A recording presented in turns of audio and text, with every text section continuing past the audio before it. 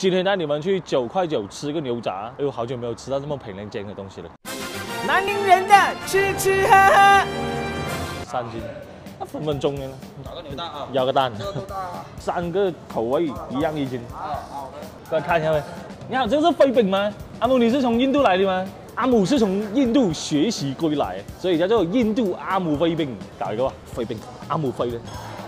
吹到满地渣，满满都是阿姆对我的爱啊！今天我们把3斤牛杂做成了3种吃法，6个嘞，凉拌的，爆炒的。我们先尝一尝那个凉拌的吧，倒下去，撩起来，抹一下你口水吧，要不要流下来？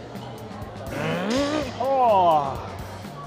就这一啖下去，那个魂都给我飞起来！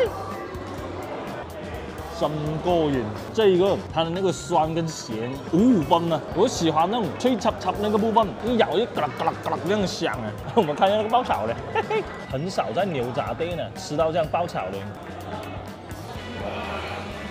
好爽啊！这个辣的上头，咸的过瘾，这个绝对是下饭好神器，这个。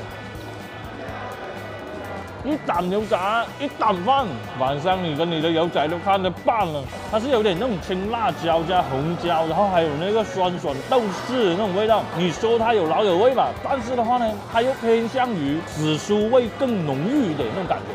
吃牛杂要的就是这样的爽。这是一辆开往平靚正的超级快速列车。如果说一个宿舍6条到8条有過來的話呢，3口水平下來，每個人大概也就5兜這樣子，還不靚啊！再帶點那個狗鼻濃厚，係咪會平啊？吃的又新鮮，喝的又痛快。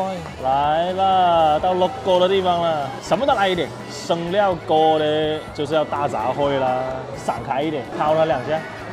這種吃那種生料的，要圖個新鮮。